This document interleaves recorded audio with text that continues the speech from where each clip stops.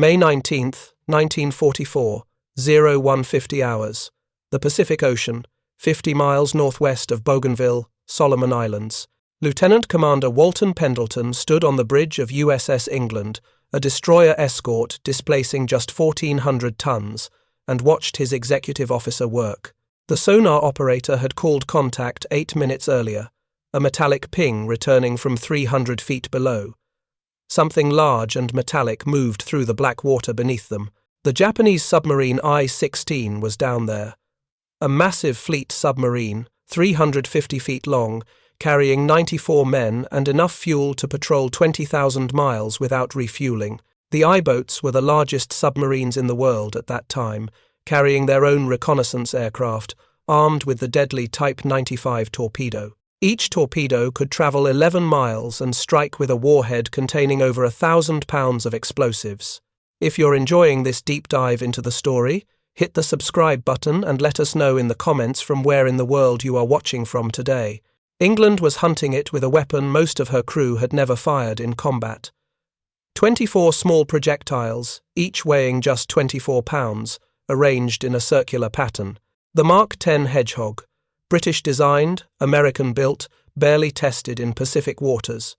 Pendleton had given his executive officer, Lieutenant John Williamson, authority to conduct the attack. The younger officer had drilled the crew relentlessly during their voyage from San Francisco. Now they would learn if the training mattered. At 02:26, Williamson gave the order. The Hedgehog fired with a sound like a massive cough. 24 bombs arced through the night air, splashing into the ocean ahead of the ship in a circular pattern 60 feet across. They sank toward the contact below. Standard depth charges required a destroyer to pass directly over the target, losing sonar contact at the critical moment. The Hedgehog fired forward, allowing continuous tracking, but the charges only exploded on contact with a submarine hull. No contact meant no explosion. The crew would know immediately whether they had missed or hit. England's crew waited. 15 seconds, 30 seconds, 45 seconds, nothing. Then the ocean erupted. Not one explosion, but 6 distinct detonations in rapid sequence. Then a massive blast that rattled England's hull and sent a shockwave rippling across the surface. The sonar operator removed his headphones, wincing, breaking up noises, bulkheads collapsing, compressed air escaping, the sounds of a submarine dying. At 02:45, debris began surfacing, large pieces of wooden planking, bits of cork insulation, Japanese papers, an officer's cap, a spreading oil slick that caught the moonlight. I-16, which had participated in the attack on Pearl Harbor 2.5 years earlier, was gone. 94 men entombed in steel on the ocean floor. England had drawn first blood, but what made this moment historically significant was not that a single submarine had been sunk. American forces had sunk Japanese submarines before. What mattered was what would happen over the next 12 days, and what those 12 days would reveal about how profoundly American destroyer crews had evolved in their understanding of submarine warfare. This is the story of how that understanding developed, how American sailors learned to turn their ships directly toward incoming torpedoes, presenting the narrowest possible target, how they mastered new weapons that revolutionized anti-submarine warfare, and how a doctrine built on aggressive attack replaced the defensive posture that had cost American ships so dearly in the war's first years. It is also the story of how Japanese submarines, despite their technological superiority, failed to achieve their strategic purpose because of doctrinal blindness that no amount of engineering excellence could overcome. To understand the significance of England's hunt in May of 1944, you must first understand what Japanese submarines represented at the war's beginning and why American destroyer crews had learned to fear them. The Imperial Japanese Navy entered the Pacific War with what was arguably the most technologically advanced submarine fleet in the world. Not the largest. Germany possessed more submarines, but the most sophisticated in design, range, and capability. The Japanese had invested enormous resources in submarine development during the 1930s. They built submarines that could circle the globe without refueling, submarines larger than any other nation possessed. Submarines armed with the Type 95 torpedo, a weapon that used pure oxygen instead of compressed air, leaving no telltale wake and traveling at speeds American torpedoes could not match. While American submarine torpedoes had a maximum range of 9,000 yards at 46 knots, the Japanese Type 95 could reach 20,000 yards at 49 knots. The Japanese built submarines that carried aircraft, small float planes that could be assembled and launched from a watertight hangar built into the submarine's hull. Between 1932 and 1945, Japan constructed 41 submarines capable of carrying aircraft. The United States built none, Britain built none, Germany built none. Japan alone possessed this capability. Some Japanese submarines could carry 3 bombers. The I-400 class, completed in 1944, displaced 6,500 tons submerged and could launch 3 Seiran attack aircraft, each carrying an 1,800-pound bomb.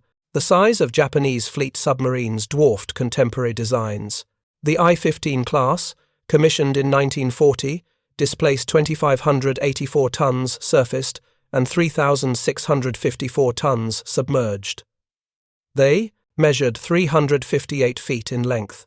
American Gato-class submarines, the backbone of the Pacific submarine fleet, displaced 1,525 tons surfaced and were 311 feet long.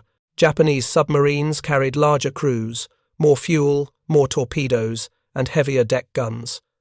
The I-boats mounted 5.5-inch naval guns. American fleet submarines carried 3-inch guns. This technological superiority translated into operational capability. Japanese submarines possessed ranges that American submariners could barely imagine. The I-class boats could patrol for 100 days without returning to base. They could transit from Japan to the American West Coast, conduct operations, and return home on a single fuel load. They could reach the Indian Ocean, operate off Madagascar and South Africa, and return to Japanese waters. No other navy possessed submarines with such endurance. In the first year of the Pacific War, these capabilities produced results that shocked American naval commanders. On January 11, 1942, just 5 weeks after Pearl Harbor, the Japanese submarine I-6 intercepted the carrier Saratoga, 500 miles southwest of Oahu. A single torpedo struck Saratoga's starboard side, flooding 3 fire rooms and killing 6 men. The carrier limped back to Pearl Harbor, then proceeded to Puget Sound for repairs. She would be out of action until June, at a moment when the Pacific Fleet possessed only 4 operational carriers.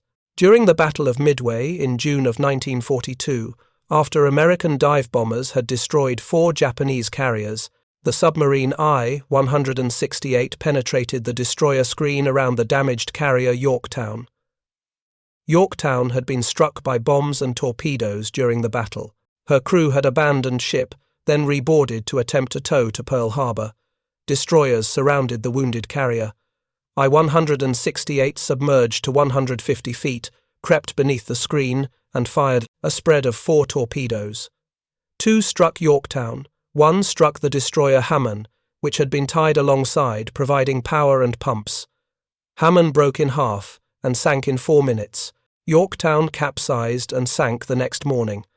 On September 15, 1942, the submarine I-19 achieved what may have been the most remarkable submarine attack of the Pacific War. Commander Kinashi Takaichi was patrolling east of Guadalcanal when he sighted the carrier Wasp and her escorts. He fired a spread of 6 Type 95 torpedoes from a range of 900 yards. 3 torpedoes struck Wasp, detonating aviation fuel and bomb storage. The carrier burned uncontrollably. Her crew abandoned ship. She was scuttled by destroyer torpedoes that evening, but the other 3 torpedoes from I-19's spread continued traveling through the formation. 1 struck the new battleship North Carolina, flooding compartments and killing 5 men. Another struck the destroyer O'Brien, blowing off her bow. O'Brien made it back to the west coast but broke in half and sank during the return voyage. 1 submarine, 1 salvo, 6 torpedoes. 3 American warships struck. This happened while Marines were clinging to Henderson Field on Guadalcanal, when the Pacific Fleet had exactly 2 operational carriers in the entire theater. Japanese submarines possessed the technology, the range, and the weapons to devastate American supply lines. They could have made the Pacific War infinitely more difficult for the United States, yet they did not, and understanding why reveals one of the war's great ironies. The Japanese submarine force failed to achieve strategic impact not because of technological deficiency, but because of doctrinal blindness. Japanese naval thinking traced its roots directly to the Battle of Tsushima in May of 1905. Admiral Togo Heihachiro had intercepted the Russian Baltic Fleet in the Tsushima Strait and destroyed it in a single day of combat. 8 Russian battleships sunk or captured, 5,000 Russian sailors killed. Japan lost 3 torpedo boats, 117 men killed. Tsushima became the template for all Japanese naval planning, the decisive battle, the single climactic engagement that would determine the war's outcome. For 40 years, every aspect of Japanese naval doctrine focused on preparing for and winning this battle. Battleships were the primary weapon. Carriers provided reconnaissance and preliminary strikes. Cruisers and destroyers conducted night torpedo attacks, and submarines served as scouts and advance pickets, locating the enemy fleet, reporting its movements, and conducting attrition attacks before the main engagement. This doctrine was codified in Japanese naval regulations. The revised battle instructions of 1934 stated explicitly that battleship divisions are the main weapon in a fleet battle, and their task is to engage the main force of the enemy. Submarines existed to support this mission. They would be positioned along the anticipated route of the American advance. They would report American fleet movements. They would attack damaged ships fleeing the battle. They would whittle down American strength before the decisive engagement. What submarines would not do was hunt merchant ships. Commerce raiding was considered dishonorable. It targeted civilians rather than warriors. It avoided battle rather than seeking it. The Japanese Navy had modelled itself on the British Royal Navy, which had a long tradition of fleet actions and regarded commerce warfare as ungentlemanly. German submarine warfare in the First World War had been condemned as barbaric.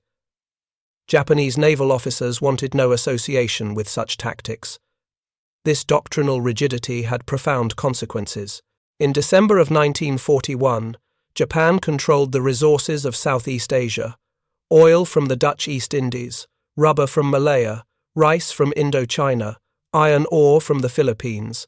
These resources had to be transported to Japan by merchant ship. The supply line stretched thousands of miles across the Pacific and through waters that American submarines increasingly dominated. Yet Japanese submarines made almost no effort to protect these convoys. Their mission was to sink American warships, not to escort Japanese merchantmen. The statistics reveal the strategic failure. During the entire Pacific War, Japanese submarines sank approximately 184 merchant ships, totaling 900,000 gross registered tons. In the same period, American submarines sank 1,314 Japanese ships, totaling 5.2 million tons. German U-boats, operating in the more confined waters of the Atlantic, sank 2,840 Allied ships, totaling 14.3 million tons. The disparity becomes even more striking when you consider relative submarine strength. At the war's beginning, Japan possessed 110 submarines. Germany had approximately 300, yet German submarines sank more than 15 times the tonnage that Japanese submarines achieved. The difference was not technology or crew quality, it was doctrine.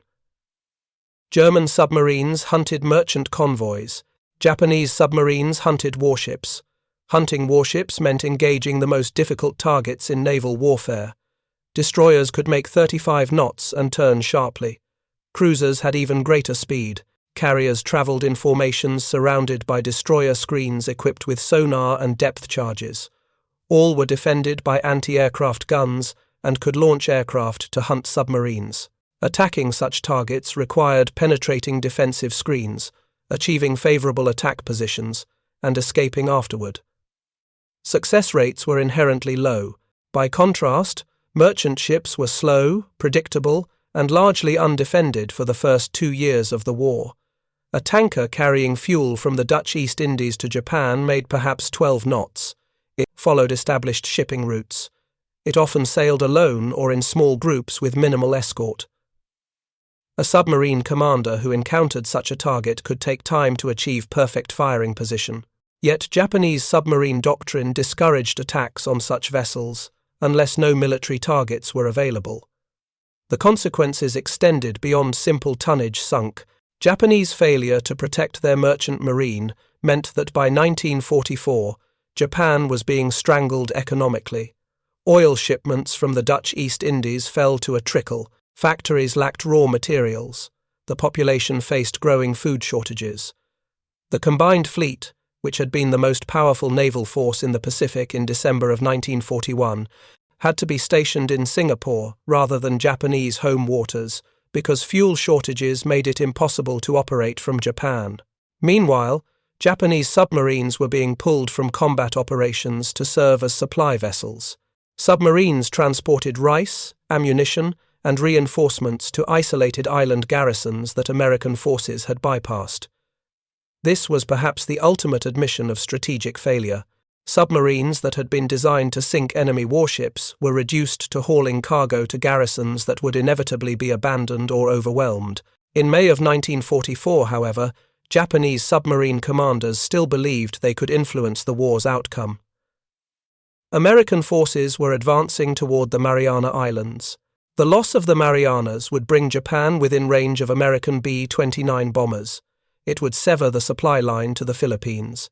It might trigger the decisive naval battle that Japanese doctrine had anticipated for 40 years. Admiral Soemu Toyoda, commander of the combined fleet, ordered submarines of the 7th Submarine Squadron to establish a patrol line north of the Admiralty Islands. Their mission was to detect American carrier task forces advancing toward the Marianas and to report their movements to the combined fleet. 7 submarines would form this patrol line. I-16, Row 104, Row 105, Row 106, Row 108, Row 109, and Row 116. They would be positioned at intervals across the likely American approach routes. They would maintain radio silence except when reporting enemy contacts. They would remain on station for 30 days. The operation was codenamed NA Line for the grid coordinates where the submarines would patrol. What Japanese commanders did not know was that American codebreakers had read the orders establishing the NA Line. They knew where the submarines would be stationed. They knew when they would arrive on station. They knew their mission, and they were preparing to destroy them systematically, using tactics and weapons that had been developed through 2.5 years of bitter experience in anti-submarine warfare. The American Navy that faced Japanese submarines in December of 1941 was ill-prepared for anti-submarine warfare. This was not because of technological deficiency or lack of courage. It was because American naval doctrine, like Japanese doctrine, had focused almost entirely on surface fleet actions. Destroyers were designed to screen battleships, conduct torpedo attacks against enemy capital ships, and engage in surface gun duels. Anti-submarine warfare was a secondary mission at best. The early months of the Pacific War revealed this unpreparedness brutally. American destroyers carried depth charges, but the tactics for employing them were primitive. A destroyer detecting a submarine on sonar would race toward the contact, losing sonar contact as it passed over the target, and drop depth charges set to detonate at estimated depth. The charges were rolled off stern racks or thrown to the sides by K-gun projectors. Each charge contained 300 pounds of TNT. The explosion had to occur within 20 feet of a submarine hull to cause catastrophic damage. 40 feet away, damage was moderate. 60 feet away, the submarine might not even know it had been attacked. This created a fundamental tactical problem. The destroyer lost sonar contact at precisely the moment it needed it most. The submarine commander, hearing propellers approaching, would execute emergency maneuvers. Dive deeper. Turn hard left or right. Reduce speed to minimize noise. By the time the depth charges exploded, the submarine had moved. The destroyer would regain sonar contact and realize the target was now hundreds of yards from the attack point. Another attack run would begin, and the submarine would evade again. Depth charge attacks were also dangerous for the attacking ship. Racing over a submarine meant passing through its torpedo firing solution. Japanese submarines carried 20 torpedoes. They could fire spreads that made evasion difficult. American destroyer captains learned to fear the moment when they passed over a contact. That was when their ship was most vulnerable. Many destroyers were damaged or sunk while conducting depth charge attacks. The British, who had been fighting German U-boats in the Atlantic since September of 1939, had developed more sophisticated tactics. They created hunter-killer groups where multiple ships worked together. One ship maintained sonar contact while another attacked. They developed forward-throwing weapons that allowed a ship to attack without passing over the target. The most successful was the Hedgehog, developed in 1941 and entering service in 1942. The Hedgehog was revolutionary in concept. Instead of rolling charges off the stern, it fired 24 small bombs forward in a circular pattern. Each bomb weighed 24 pounds and contained 35 pounds of Torpex explosive. The bombs were fired in a pattern 60 feet in diameter. They sank at approximately 23 feet per second. Crucially, they only exploded on contact with a solid object. A depth charge exploded whether it hit anything or not, creating a massive disturbance that destroyed sonar contact for several minutes. Hedgehog bombs that missed simply sank to the bottom without exploding.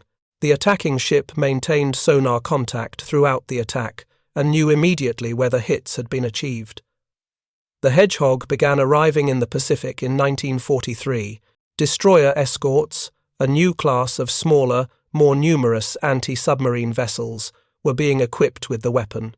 These ships displaced 1,400 tons, carried 5-inch guns, and were specifically designed for convoy, escort, and submarine hunting.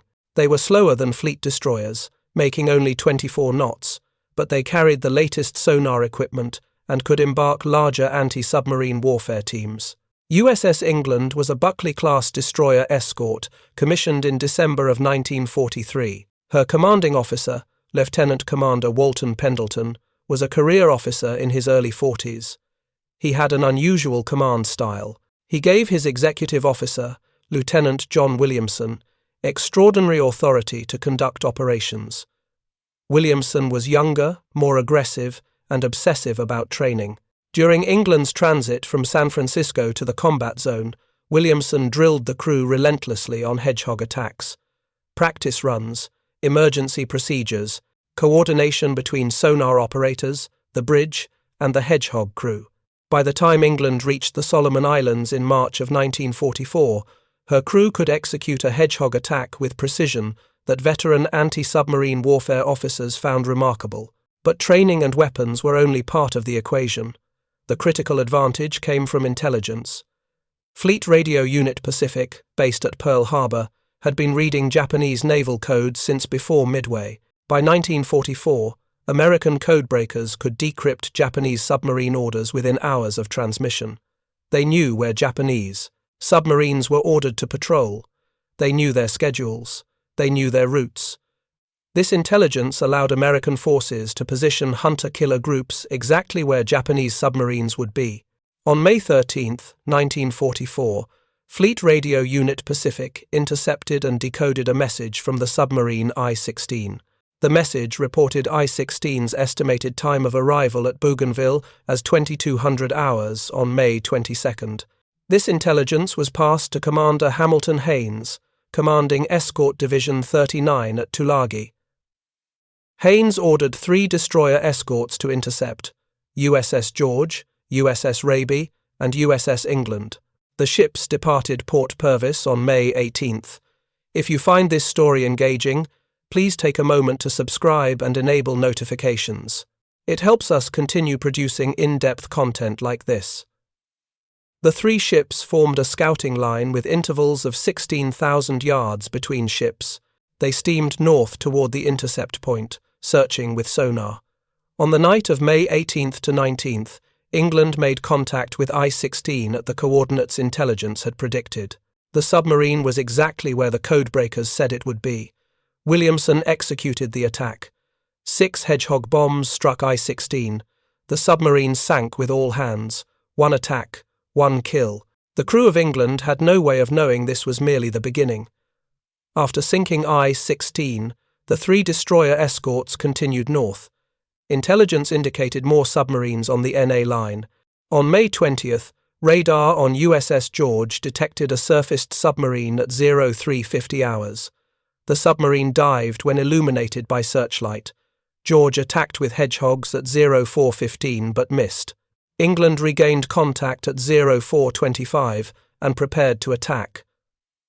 Commander Haynes, aboard George, wanted his ship to get credit for the kill.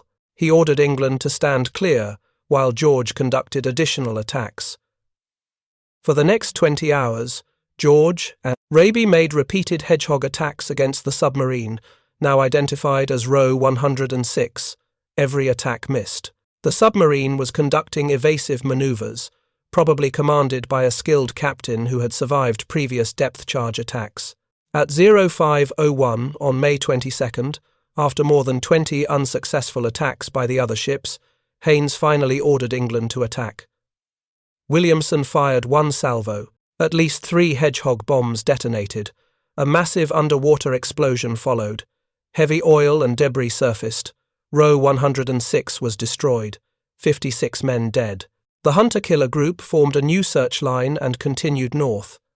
At 0120 on May 23rd, George detected Row 104 on radar.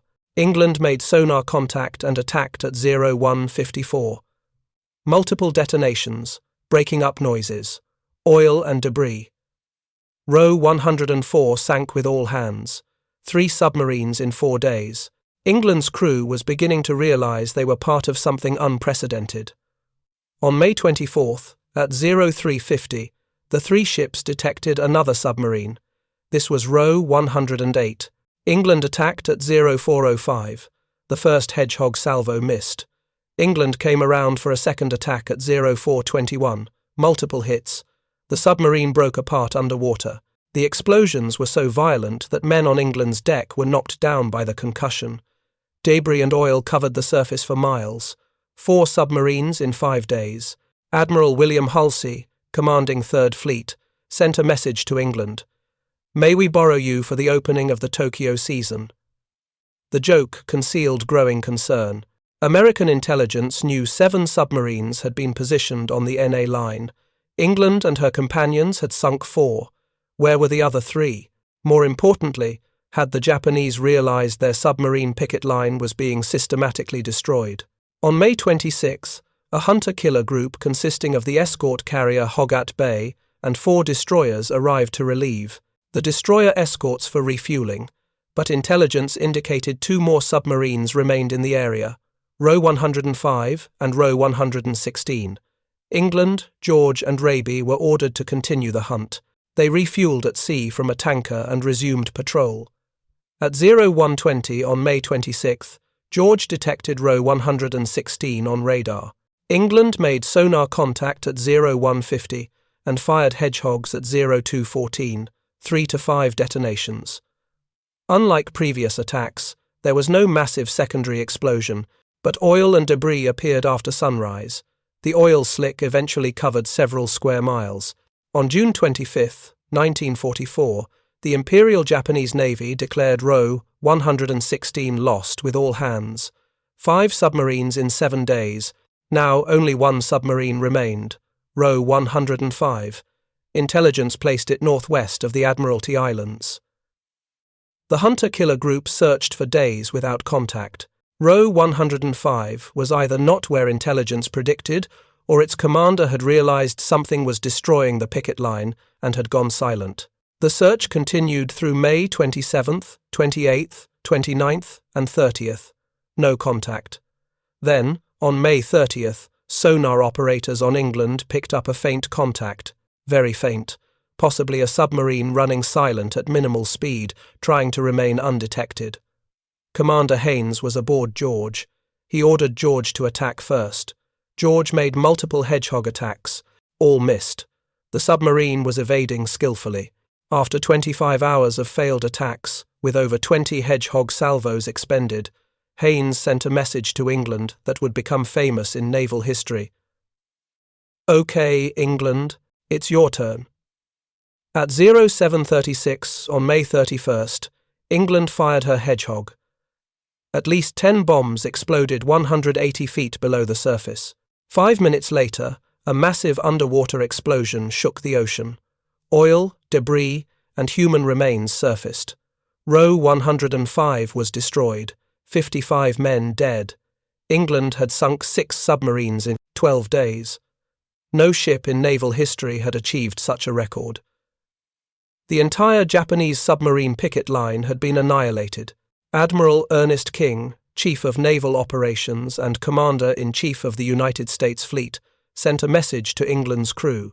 There'll always be an England in the United States Navy. The destroyer Escort had achieved what military historians would later recognize as the most successful anti-submarine patrol in naval history, but the significance extended beyond simple numbers. The destruction of the NA line demonstrated that American forces had mastered anti-submarine warfare to a degree that made Japanese submarine operations suicidal.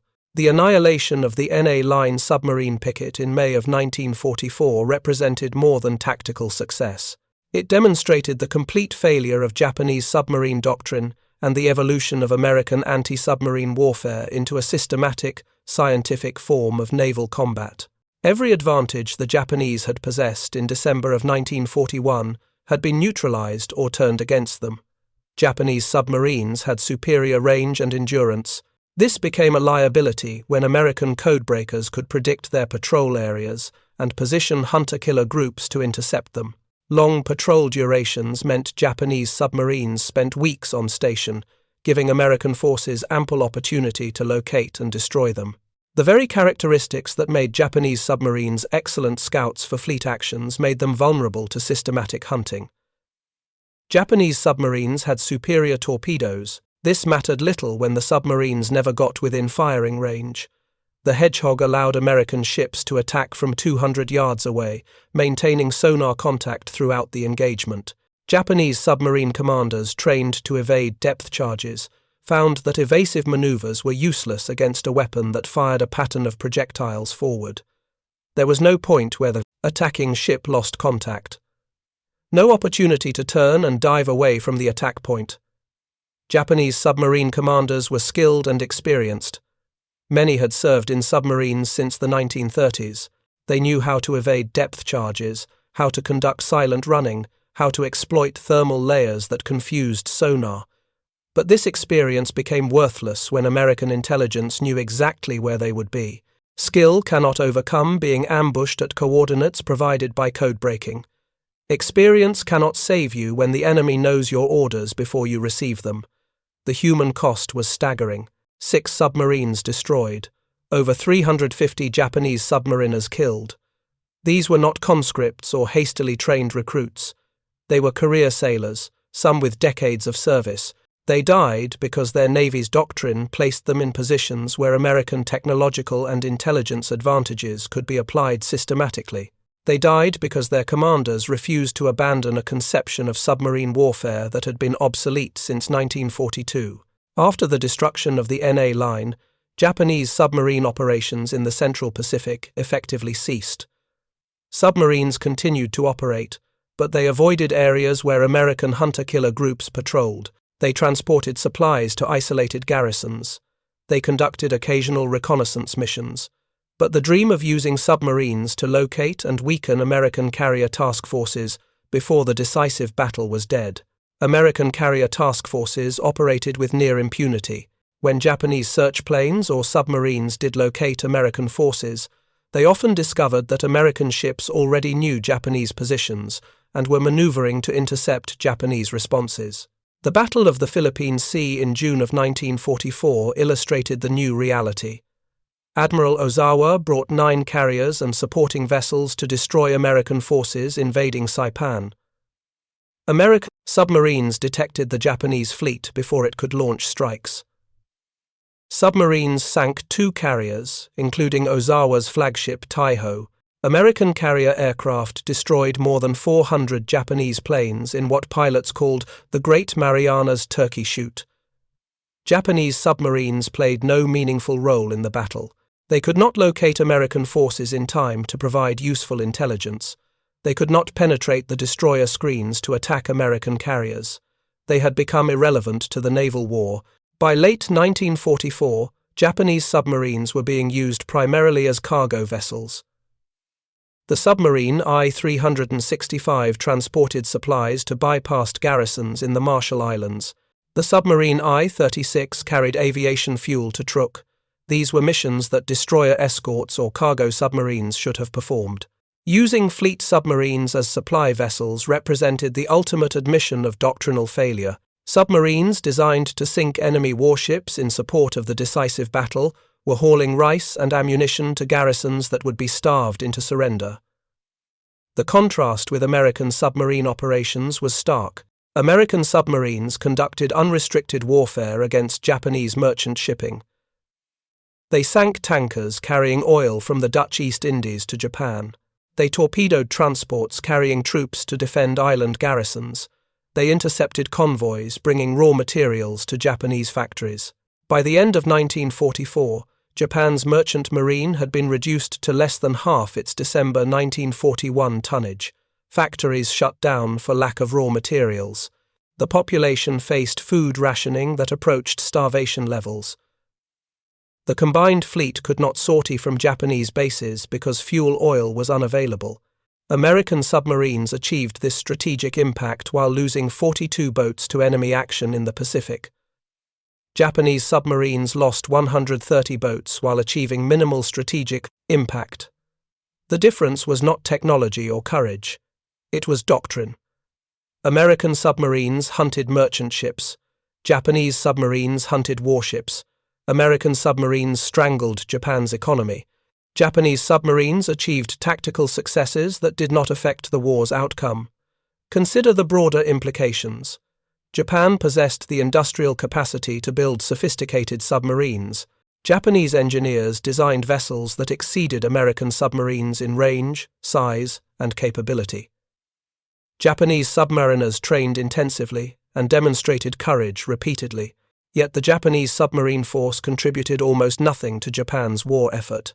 Meanwhile, American submarines, operating under doctrine that emphasized commerce warfare, strangled Japan's economy and contributed decisively to Allied victory. The difference was not resources or courage or technology, it was strategic vision.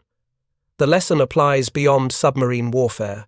Military forces can possess superior equipment, better training, and greater courage, yet still fail if their doctrine misunderstands how to employ these advantages.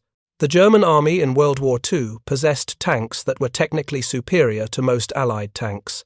Yet Germany lost the war because Allied forces produced more tanks, employed them more effectively, and integrated them into combined arms operations that German doctrine could not counter. Japanese pilots at the war's beginning were more experienced than American pilots.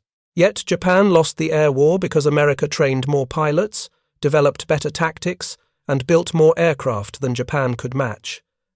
England's story illustrates this principle at the tactical level. A relatively small, lightly armed destroyer Escort destroyed 6 submarines because she possessed better intelligence, better weapons, and better tactical doctrine than her opponents. The submarines she destroyed were larger, faster, and more heavily armed. Their technological superiority irrelevant. They fought according to doctrine that exposed them to systematic destruction. England fought according to doctrine that exploited every advantage available. The outcome was inevitable once the engagement began. The men who served aboard England understood they had participated in something extraordinary.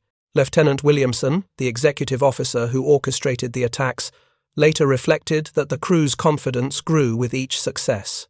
After destroying I-16, they believed they could sink any submarine they encountered. After destroying Row 106, they knew they were the most effective anti-submarine vessel in the Pacific. After destroying 6 submarines, they understood they had achieved something that would be remembered as long as naval warfare was studied.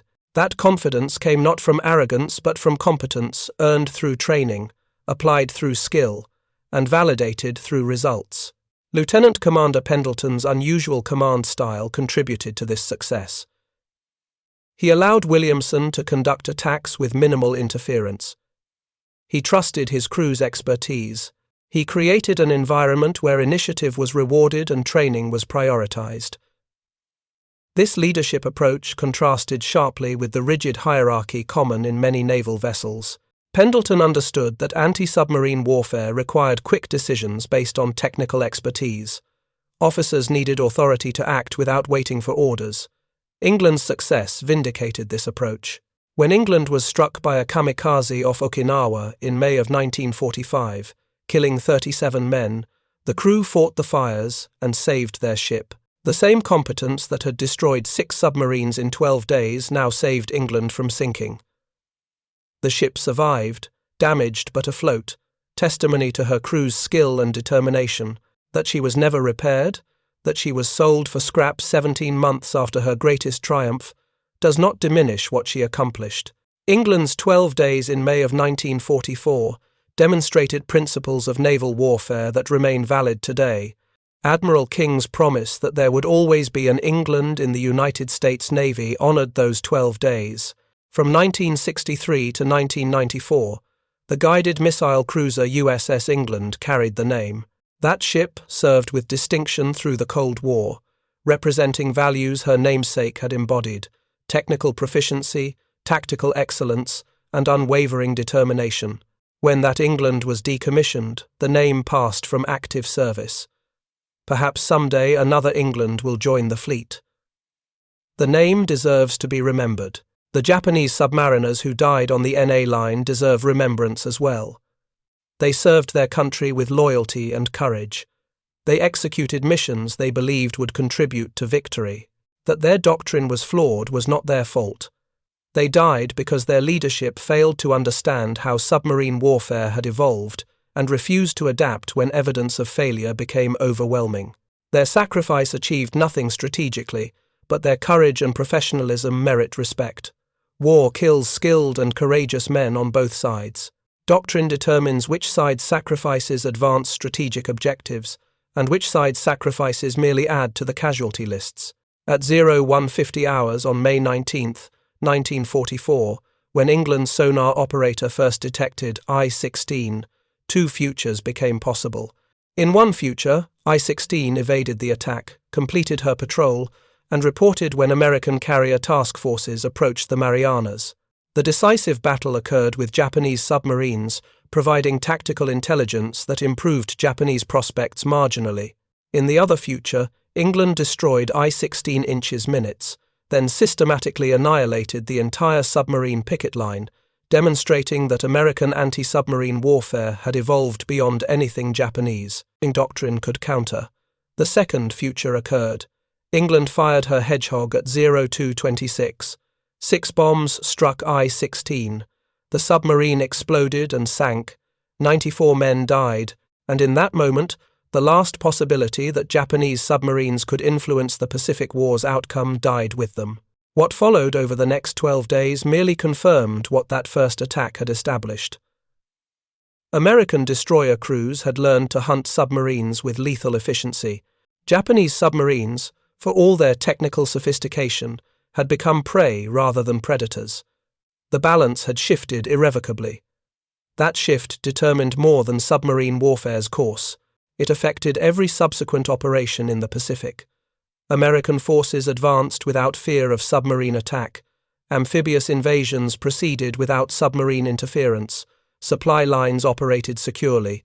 The freedom of action this provided accelerated American operations and reduced casualties in other domains. Meanwhile, Japanese submarines, unable to operate effectively, withdrew to secondary missions or were destroyed attempting to fulfill missions they could not accomplish. By the war's end, the Japanese submarine force that had begun the conflict as one of the world's most advanced had been reduced to near irrelevance. The story of USS England and her 12 days in May of 1944 is not a story of American technological superiority. It is a story of how doctrine, intelligence, and training can overcome technological disadvantage. It is a story of how systematic learning from combat experience produces tactical excellence that no amount of courage can overcome. It is a story of how war punishes strategic rigidity and rewards adaptive innovation. and it is a story that reminds us that the outcome of conflicts is determined not by the specifications of equipment or the courage of warriors, but by the wisdom of the doctrine that guides how equipment and warriors are employed. 12 days, 6 submarines, 350 men dead. One destroyer escort that proved doctrine matters more than technology, intelligence matters more than courage, and systematic application of lessons learned matters more than initial advantages. That is England's legacy. That is the lesson written in blood in the Pacific Ocean in May of 1944. And that lesson remains valid wherever military forces confront the eternal question of how to employ violence effectively in service of strategic objectives. Thank you for watching. For more detailed historical breakdowns, check out the other videos on your screen now, and don't forget to subscribe.